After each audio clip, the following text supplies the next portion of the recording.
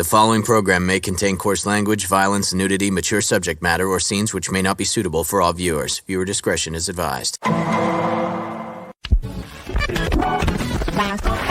All Hit Radio.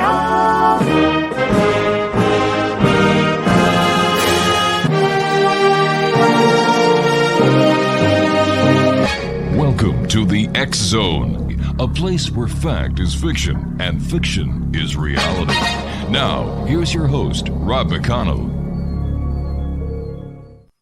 And welcome back to the X Zone. I am Rob McConnell, coming to you from our broadcast center and studios in St. Catharines, Ontario, Canada. Now, if you'd like to send us an email, xzone@xzoneradiotv.com, on all social media sites, Xzone Radio TV. And we're coming to you tonight on the Talkstar Radio Network, Mutual Broadcast Network, X-Zone Broadcast Network, and on Channel 32 on Simul TV, which is the X-Zone TV channel. Great show lined up for you over the next 3 hours, X-Zone Nation. However, my first guest tonight is going to be talking about something that I have never heard before. We're going to be talking about Nomoli star gods, ancient alien stone figurines, and artifacts. Joining me all the way from Conestoga, Pennsylvania, is our guest this hour, BENNETT VONDERHEIDE. And BENNETT, welcome to the X Zone. Good evening, Rob, and welcome to the X Zone. Tell us a little bit about yourself, my friend. My name is Ben. I'm from Conestoga, Pennsylvania, which is in Lancaster. And at this point in time, I have the collection of Nomoli star god stones. And I've appeared on Ancient Alien television show and other podcasts. Very excited and want to thank you for having the Nomoli on. My pleasure. Tell us, how did you become aware of the Nomoli and what started you on your quest? Well, I don't know that it was a quest, and I often ask myself and others, did I find the Nomoli or did the Nomoli find me? Good question. It was decades ago, and I was approached by a man who became a friend of mine who was an agent for the intelligence community of the United States and was also a diamond smuggler, very similar to the character Leonardo DiCaprio in the movie Blood Diamonds, in the same area. I mean, he was more realistic. He didn't go in there with guns and blast away the natives. He went in and won them over with grace and charisma, because that's what'll get you in and out alive. And so he had contacted me to recruit me. I was not interested in that work for a variety of personal reasons. I didn't take him up on that, but we became friends, and he introduced me to the Nomoli. At one point in time, he told me that the chiefs on one of his visits, one of his treks, he told me that around a fire or one of the villages, they had decided that I was a brother of theirs in spirit, and that began the journey. But I have to say, I loved them. I just really attracted to them, and I collected many of them, but I had no idea really what they were. And it took many years till I went out, reached out to see what they were, and found out that very few people, if anyone, had ever heard of them. As you said, I would anticipate that 99% of your listeners and viewers have never heard of the Nomoli, even in today's world where such things are very popular from around the globe. These have been highly and successfully suppressed for 100 years. Wow. In the information you sent us, you said the Nomoli star gods and figurines are said to be gods who rained down from the heavens and lived among the people of West Africa at the dawn of time. What do we know about the Nomoli? Well, West Africa is not a written tradition; it's an oral tradition. So we have information that would have come from the deepest parts of the jungle. And what the tradition is that, again, they lived amongst the stars, and when they misbehaved, they were turned to beings of stone, men of stone. They rained down upon the earth and lived with the humans. They were much larger than humans. I have some stones which depict the characteristics which are generally assigned to Nomoli. And they lived amongst the people in the earliest of times and blessed them with blessings which gods would, including the natives contend, these figurines. In your opinion, and this just crossed my mind as you were talking about the Nomoli, is there a connection or a possible connection between the Nomoli and the Nephilim in the Bible? Well, I'm always very careful not to state anything I don't know for sure. Okay. And so I would say there are those who contend that there are similarities, but on the other hand, there certainly are major differences. How about the heads on Easter Island? Any connection there? Well, yes. In fact, I have a stone here in front of me. Thor Heyerdahl. I'm sure you are familiar with Thor Heyerdahl. Mm-hmm. And the Kontiki. If your viewers are not familiar with the Kontiki, I know when we were young, they taught it in school. Yeah, that's right. There was a movie, actually, the first black and white one. I think they might have done a colored version, a docudrama later. But Thor Heyerdahl did other exploration. He led the first expedition to Easter Island. And he commented thereafter that they had found stones in the caves. Very few people are also familiar with this. Most people are familiar with the giant statues of Easter Island. Yes. When they first arrived, the early adventurers and explorers, they found some very small figurines in caves, hidden. There weren't a lot of them, and they were probably all plundered. So I've never seen an example of them myself. But Thor Heyerdahl mentioned that the closest he had ever seen to those figurines were the Nomoli from West Africa. And specifically, he identified the holes that they have in their heads, which have a specific purpose, according to the tribal police, and that these holes were also found in these small figurines in the Easter Island. The holes generally are directly on top of the head.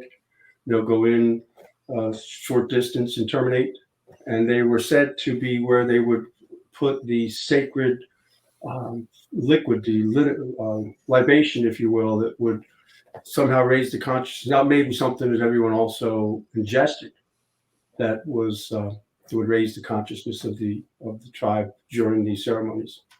Now, I've never seen a statue or a graphic of the Nomoli. What do they look like? Do they look like Homo sapiens? Do they have the elongated skulls? Do they?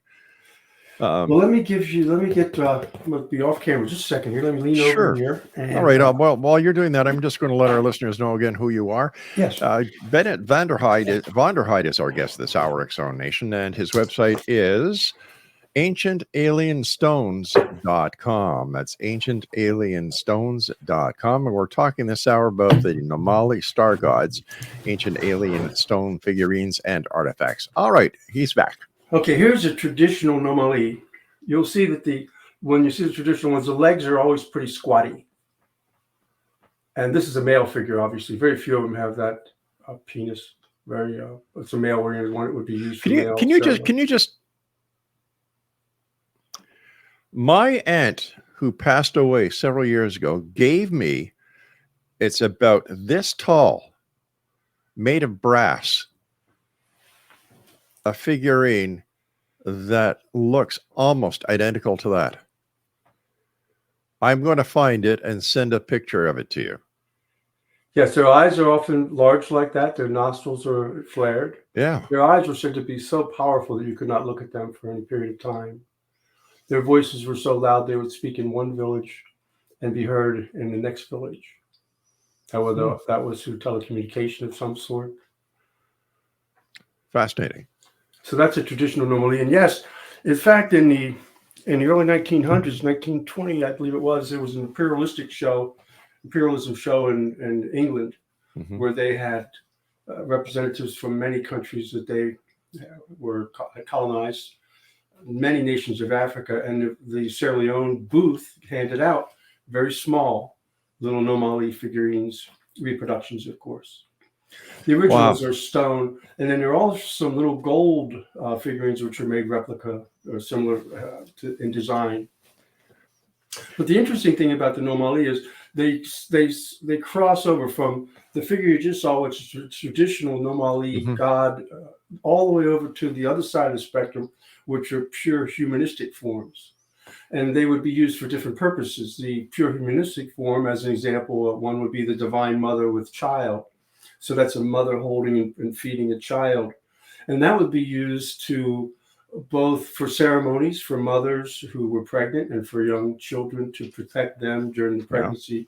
But also they would set that at a shrine in the center of the village as a remembrance to the village of how important it was to protect and to honor mothers and children.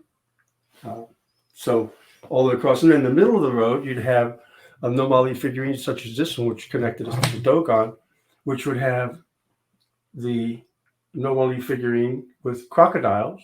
Wow. Which were said to, of course, represent the Dogon gods. And you'll have some which are somewhat Nomoli, but then have humanistic figures. There are some called the Mahanyadi, which are chief's stones and would have been specifically for a chief, a leader of a chiefdom.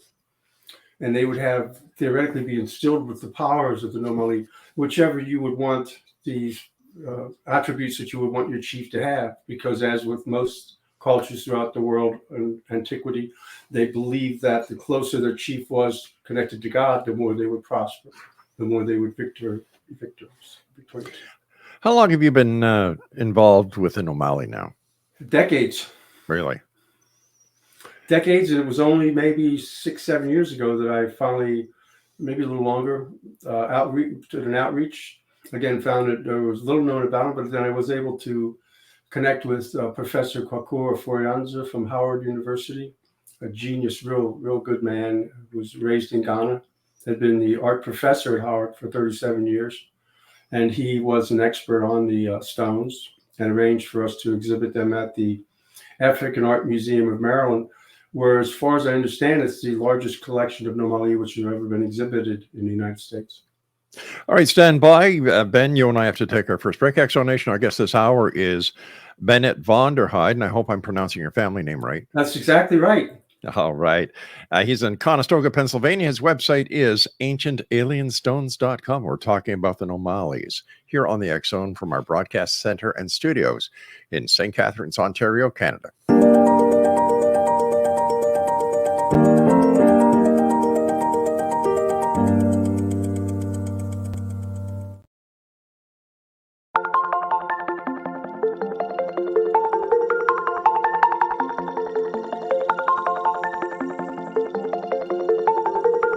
Question: what is the name of the unique blend of coffee you get that has been formulated by a neurologist, a neurobiologist, and a pharmaceutical chemist? Answer: you get Beautiful Mind Coffee, a unique coffee blend that tastes great and has herbal ingredients that your brain will love, and it is not just coffee, it's brainalicious. Dr. Rathbone, Dr. Jang, and Dr. Winslow, the scientific team that created Beautiful Mind Coffee, decided to collaborate on a coffee focusing on brain health. As for those herbal ingredients found in Beautiful Mind Coffee, Dr. Rathbone, Dr. Jang, and Dr. Winslow, utilizing their combined extensive scientific research background, worked with many natural and herbal products until the exact formulation that is found in Beautiful Mind Coffee was created. With a unique scientific formula not found in any other coffee being sold or served, Beautiful Mind Coffee is the only coffee blend that contains 3 herbal ingredients found to aid in boosting your daily mental clarity and focus. Every cup of Beautiful Mind Coffee contains scientifically formulated amounts of maca root powder, green tea extract, and American ginseng, all supporting good brain health. Taking care of your brain's health now can help delay or prevent the onset of cognitive dysfunction, including dementia, Alzheimer's, and more general memory loss as you get older, just by enjoying the delicious flavor of our roasted coffee and herbal ingredients found exclusively in Beautiful Mind Coffee. Did you know that cognitive dysfunction also refers to deficits in attention, verbal and non-verbal learning, short-term and working memory, visual and auditory processing, problem-solving, processing speed, and motor functioning? For more on Beautiful Mind Coffee, the 3 scientists who formulated Beautiful Mind Coffee, and more details on the 3 unique herbal ingredients in Beautiful Mind Coffee, visit www.beautifulmindcoffee.ca. Beautiful Mind Coffee is now available online at amazon.ca and amazon.com. To order Beautiful Mind Coffee, visit www.beautifulmindcoffee.ca today.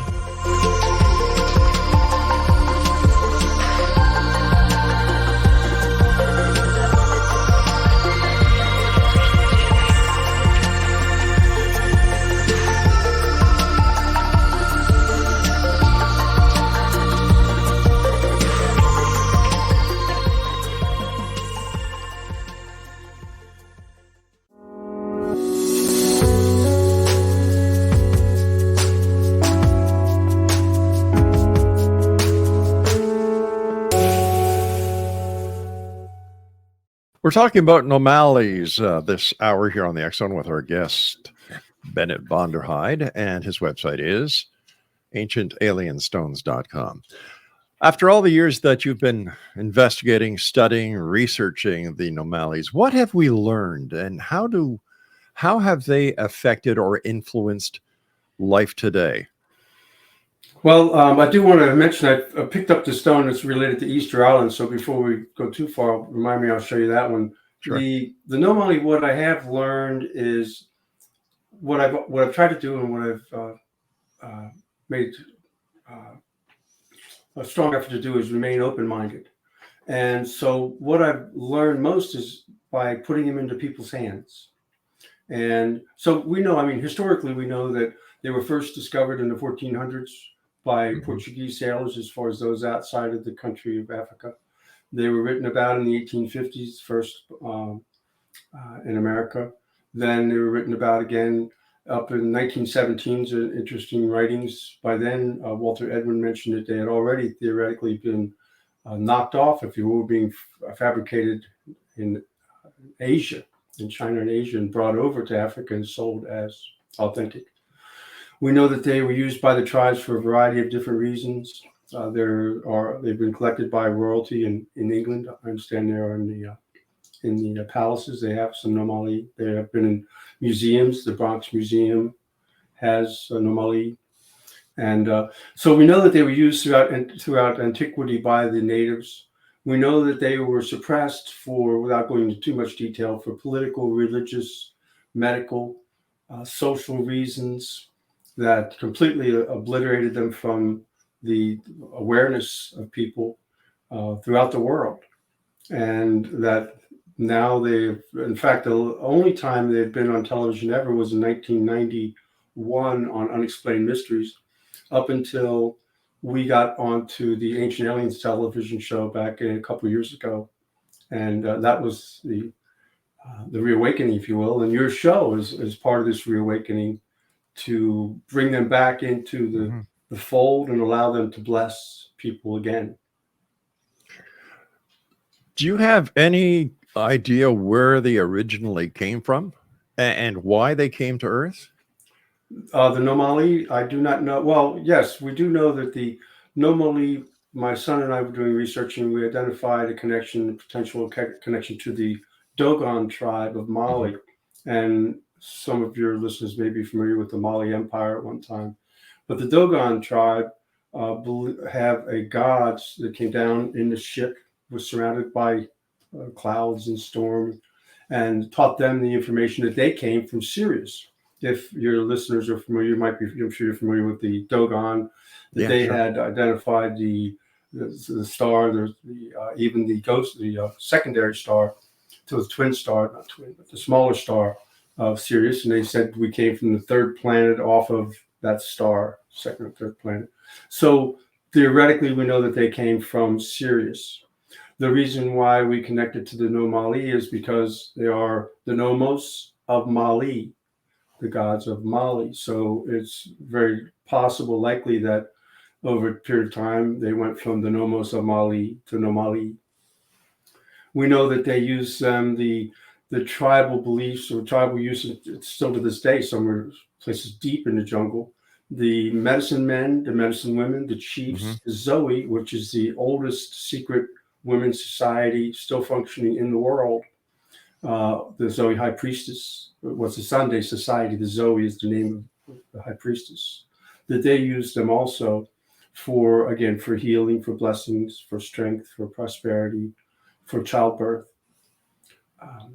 And now we know that for the last 5 years, we have been using them in America. And according to the shamans, the healers, the remote readers, the psychics, the astral projection people that have contact with them, they still retain the power that they originally had. The natives would say no man ever carved a Nomoli. They were given to them by the gods. All right. So what is the present use of the figurines, and how do they fit into today's society? Or is it just the investigation of yet another ancient civilization that came from the stars that has come to Earth and disappeared through time? Well, there's a couple different levels of that. The first simplest level is that they are again being used by healers, by shamans in America now, and more we're getting them into the hands of shamans. I've sold a number of pieces. I have a couple more for sale right now, and we're tracking that. We're going to we're going into the media through like the documentary TV series, inevitably a full feature film on the Nomoli and the Blue Sky Stone. And so we know that they are currently being used again by those who are in those various modalities with great success. And we want to track that. It's a beautiful thing in today's world because we have equipment where we can track scientifically and where we can study the results on individual patients of the use of the Nomoli.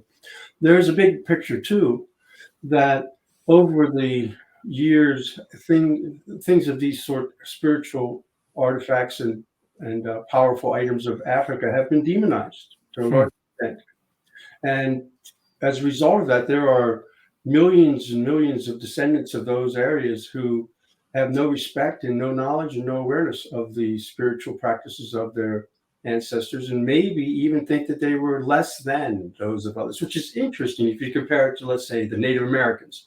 Sure. The ancients of any other place in the world, that now there's a great deal of respect.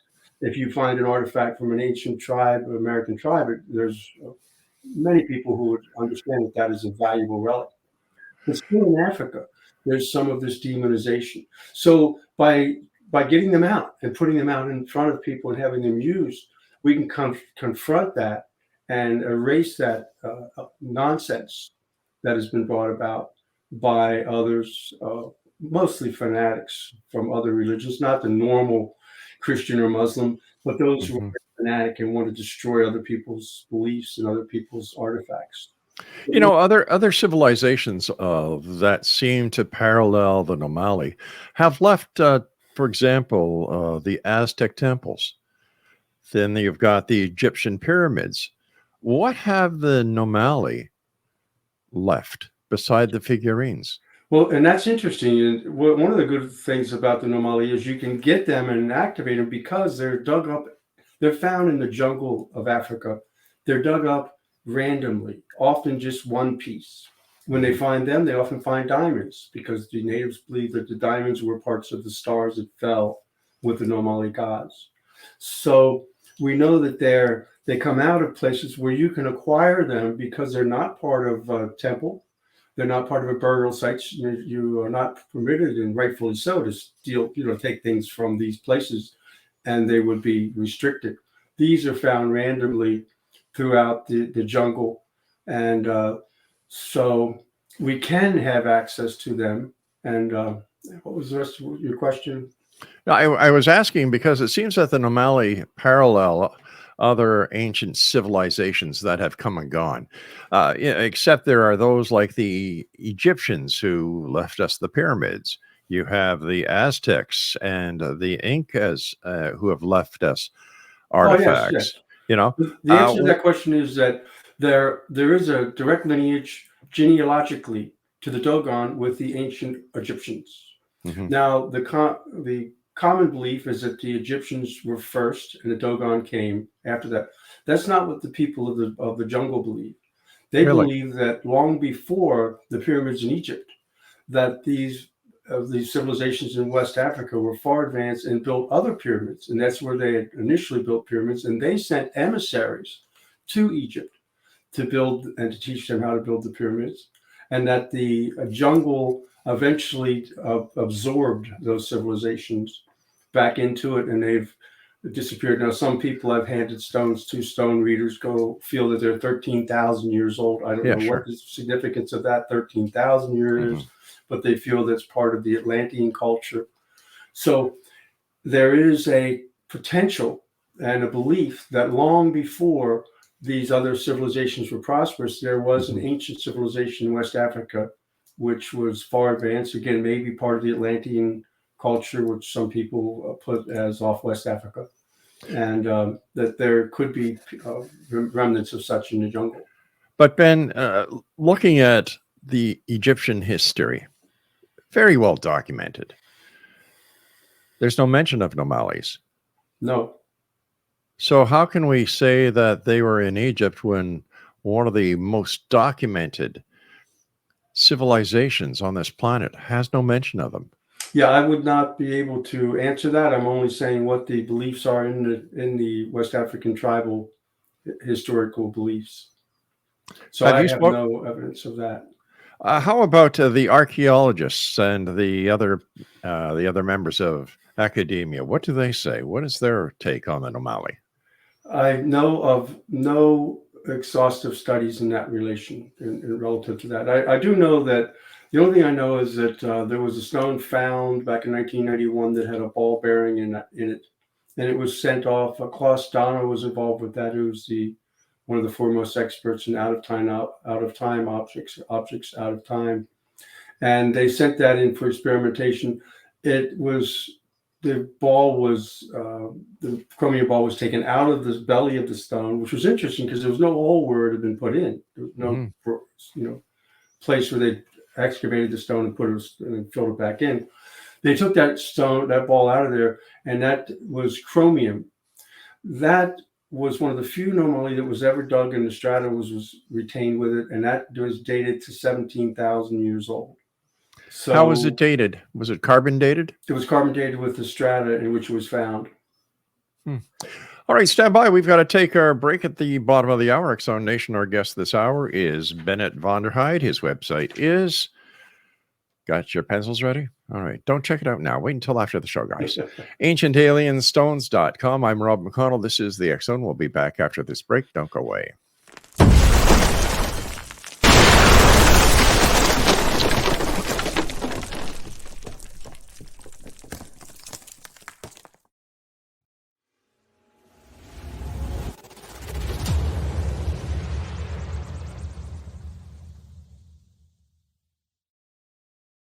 So I was watching the X-Zone TV channel last night when I was abducted by aliens, and they kept repeating to me over and over again, simultv.com, simultv.com. What's simultv.com? That's what I asked them. They had it written on the side of their UFO. How do you spell that? UFO. No, I mean simultv.com. simultv.com. simultv.com. Right. simultv.com. Interesting that you were abducted by aliens in a simultv.com UFO last night. Oh, yeah? Yeah. Now that you mention it, I remember now last night I was awakened from a deep sleep. My great-grandmother was standing there. She said she'd come from the hereafter to tell me about simultv.com. She even spelled it out for me. simultv.com, sonny boy. simultv.com. simultv.com, sonny boy. Wow. Yeah. Guys, you'll never guess what my psychic guru just told me. simultv.com. Exactly. Are you guys psychic too? Of course. We all know about simultv.com. simultv.com.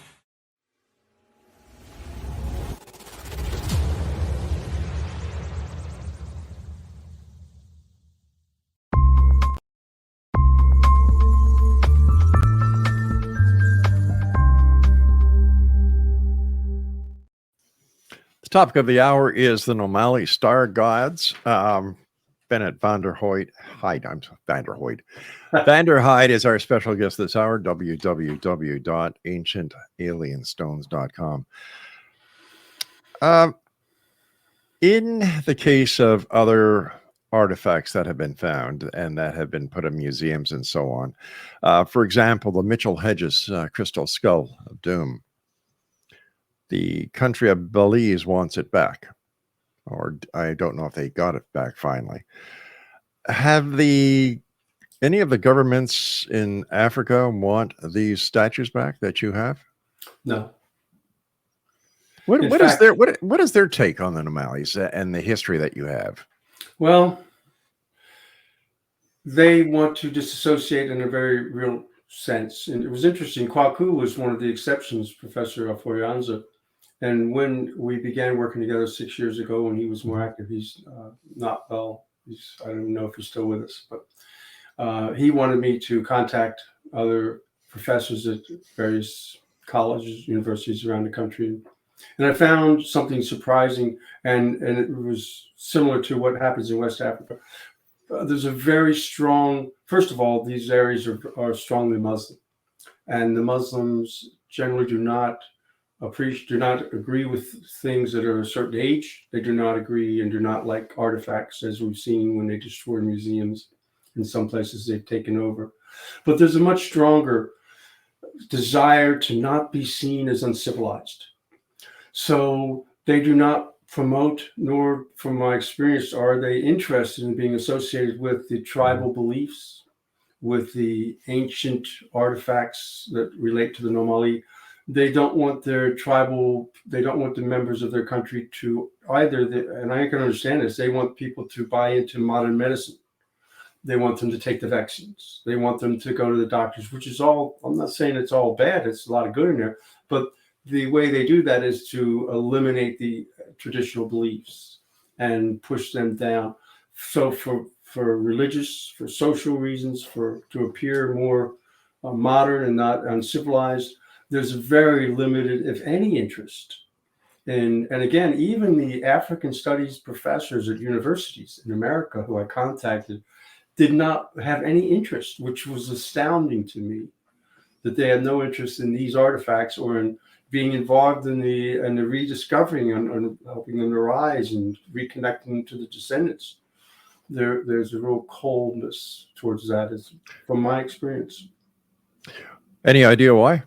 I mean, besides the possible religious and political sides, Well, here here you've got academia who's supposed to be at the helm of discovery, history, and getting to the truth. So why would they not want to pursue the depth of a greater investigation and historical quest?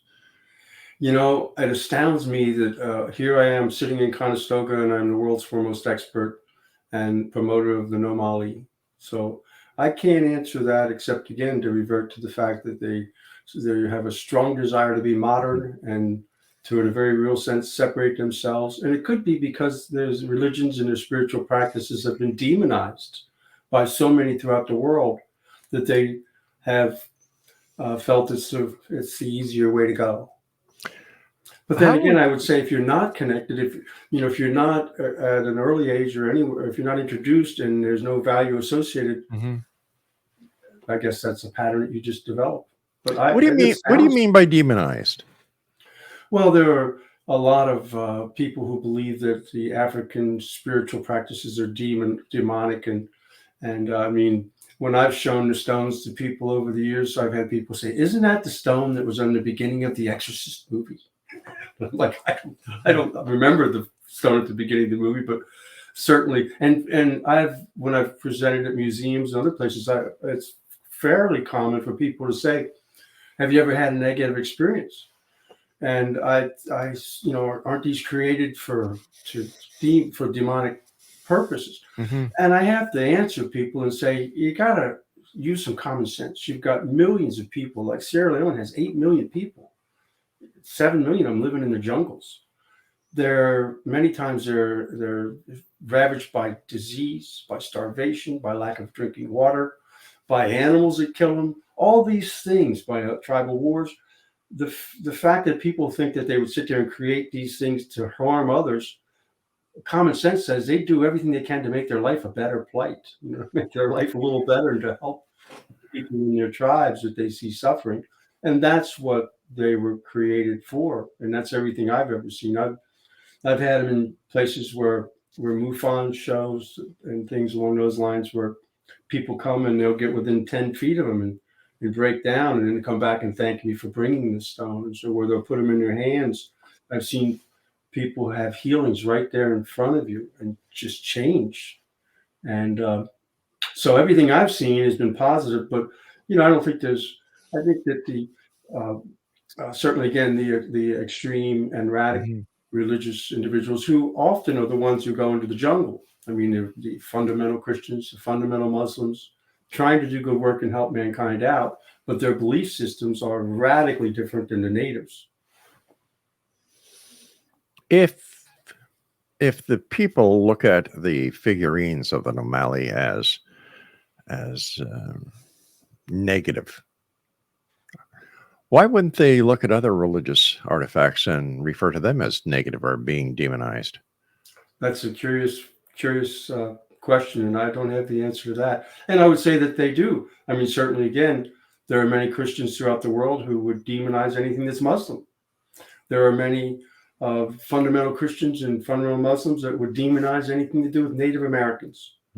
There are, so throughout the history of mankind, one of the standards of religion is that you, if you are not careful, automatically use it to judge other people as less than and to separate yourself, which from my experience is the exact opposite of what God wants you to do. Sure. If you're a religious human being.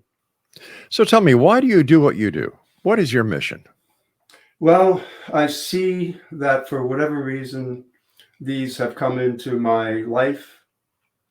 When I looked around and found that no one else that I could find had any awareness and knowledge of them, I'd already by then picked them up and meditated with them myself and used them in healings. I'd helped other people, introduced other people, and seen dramatic results. Mm-hmm. It became apparent to me that these are a powerful force, an angelic force that has been suppressed and, in my opinion, wants to come back and bless mankind. So it's a double-edged sword, if you will. It's so cool. You think, wow, I found this great thing. Nobody else knows about it. I got these artifacts. But then at the same time, you're like, nobody else knows about it. I've got to do something about that. Your moniker is Daddy Justice, and in 2020, you produced a Film Police 101 35-episode series on how to film cops and not get shot. How did you segue from being a guy who likes to taunt and tantalize the police to doing what you're doing? Well, I don't like to taunt and terrorize the police. That was a byproduct. Daddy Justice is just that. I started 21 years ago on March 12th when I was falsely accused by the mother of my son, and I became a victim of the anti-male forces in America, headed up by the Violence Against Women's Act and all these non-government organizations. Have billions of dollars put into demonizing men anytime a woman accuses them, and which has been used for decades to take children and eliminate their fathers. So after I won my case, which took years, and I faced many years in jail, I've been accused of more crimes than anybody you'll ever have on your show, I assure you. After I was victorious, and the mother of my son, unfortunately, was the only woman ever convicted of perjury in a custody case in America. And I turned that around. Then other people began to come and ask me to help them out when they were in an impossible situation. So what I did was I used covert, overt, and psych ops. I do investigations, I investigate, and I turn the tables on those that are falsely accusing men and women. Sometimes also get falsely accused, usually by the government agencies, the Children's Protective Services takes their children. So in doing that, the way that I went about it was to go directly after the judges, the lawyers, the cops, primarily, the counselors. And instead of just going after the system, I would target them individually and force them as best I can by investigating them and then doing interviews or doing what they call ambush interviews, track them down, put the camera on them, and I would then reveal their thing, what they were doing on the internet. That would help them to do the right thing. In the process of that, they sicked their dogs on me, as we'd say, and that was sheriff's deputies and police officers from wherever I went. I mean, again, I know 31 instances is just 31 instances of the different times when I was confronted by police in the ongoing of my work. Because once you go up against the government, it's not only the DOJ and the FBI that target people. It occurs at all different levels, and it's easier to get away with down at the bottom. So the DA and the judges, they put a target on your back. Once that target's on your back, the police officers know that they can charge you with anything, and you're going to be found guilty. So again, I've been prosecuted by the Attorney General's office, by the district attorney, by police officers. And fortunately, I have only been convicted of a couple minor harassment and disorderly conducts they get me for, but I beat the charges, which have put me in jail for years. So how did I transition? I finally had to step back. I just got too old and tired, I think, to be confronting cops all the time. But I also have this inability to back down when I'm right.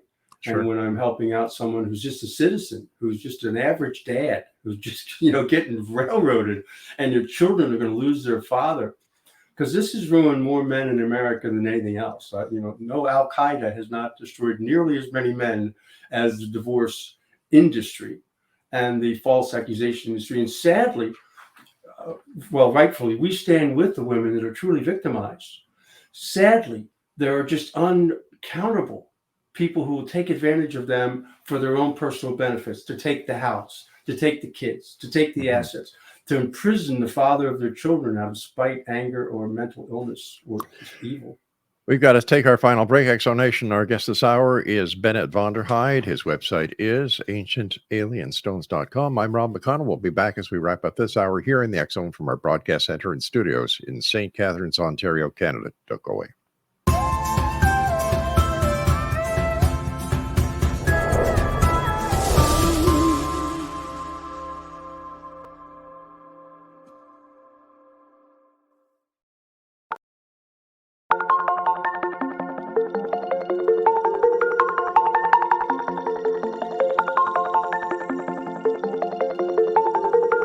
Question: what is the name of the unique blend of coffee you get that has been formulated by a neurologist, a neurobiologist, and a pharmaceutical chemist?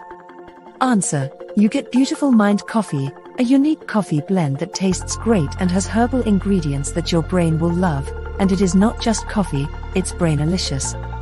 Dr. Rathbone, Dr. Jang, and Dr. Winslow, the scientific team that created Beautiful Mind Coffee, decided to collaborate on a coffee focusing on brain health.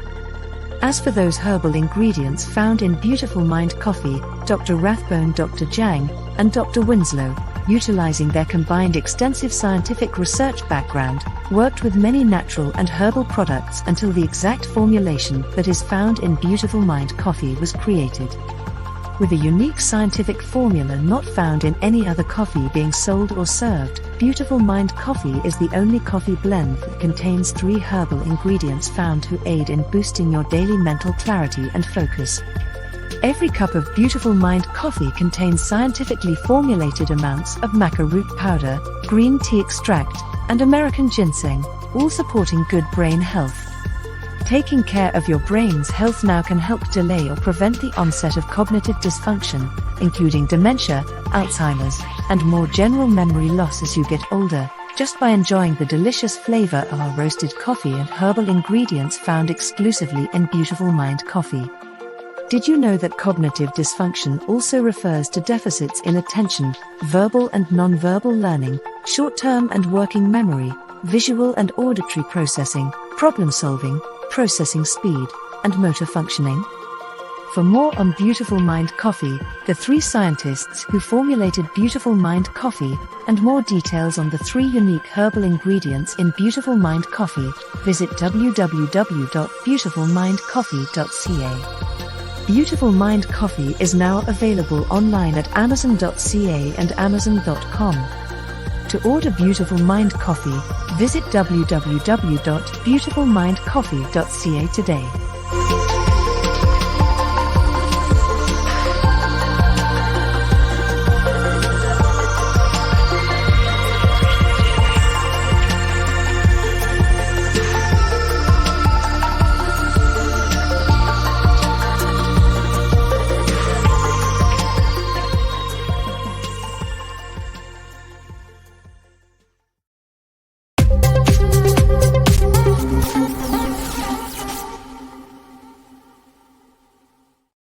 And we're back, everyone. Thanks very much for joining us tonight here on the X Zone with yours truly, Rob McConnell. Our guest this hour is BENNETT VONDERHEIDE. I did it again, VONDERHEIDE. It's been done worse. Holy cow. And we're talking about Nomoli figurines of the Nomoli star gods. You were mentioning earlier that people have reported healings and they felt a power or a presence when in front of these artifacts. Can you share some of the stories with us? Yes, you mentioned the crystal skulls. One of the people that was on the crystal skull tour was Shaman Jeff Wheeler from Bradenton, Florida, and he's been using the stones now for years. I initially hooked him up with one years ago, and he had set it at his altar next to his crystal skulls. There's some of the most valuable ones you could have. And he said that the stone told him that it wanted him to use it in healing, and then he began using it in his healings. And he's on the website with video of that. I have other individuals, people who just use them for their personal use and dramatically turn their lives around. For one woman in particular, I can think of a friend who was very ill, in and out of the hospital all the time. Over a period of time, using the Nomoli and other things. I mean, it's not, we have to show up and do the work. But now she does healing retreats and ended up with a chalet at Mount Shasta, where she's invited us to come out and bring the Nomoli for the first time to be at Mount Shasta, because she got a message that they're supposed to be there. There's a remote reader who works in, again, remote reading, who has used them, and she took them to a class that a gentleman had who does remote reading for the FBI, and they all used them. We put them in the middle of a meditation of 30 people and sat around, and it was just amazing. We have some video of that on the website. So there are a variety of people who have used them, and then we have another ex-Navy SEAL who's a healer out in Marina Del Rey, who's been using one for years also, and their results have been amazing. Where do you get all these figurines and statues? Well, again, they came from my friend who was a diamond smuggler and his contacts deep in the jungle of West Africa. I understand that. So how many of these do you have access to? I have dozens of them. Wow. An amazing collection. And you sell them? I've sold a couple of them. I've sold a few of them, and I'm going to sell a couple more. We want to keep quite a few of them because we envision a television series, episodic, where we will use them each week and allow people of different modalities to use them in healings. Also to set up, two of the guys that I'm working with were at the Alien Con. I didn't get out there this time, but to set up at expos and shows and let people come in and touch the stones and use them for the healings. So we don't want to, I'm not going to sell all of them, but I've sold a couple, and I will sell, some more, a few more over the period of time. And some of those people will then be able to be folded back into the show. Just out of sheer curiosity, how much would you sell one of these statues for? If one of our listeners wanted to contact you and say, listen, I'm interested. We have them starting at 8,000 and up till in the 20s. Whoa. Oh, yeah, 8,000. Oh, yes. If you look at Sotheby's back in the day when they did sell, which wasn't that long ago, they've sold for 6,000 to 80,000. Unreal. Listen, we're running out of time fast. Quickly, what is your mission now? What's your final message for the X Zone Nation? Well, here's my final message, is that Rob has been chosen by the Nomoli to introduce you all to the Nomoli. So he's a special spatial character who has a connection that he didn't even know.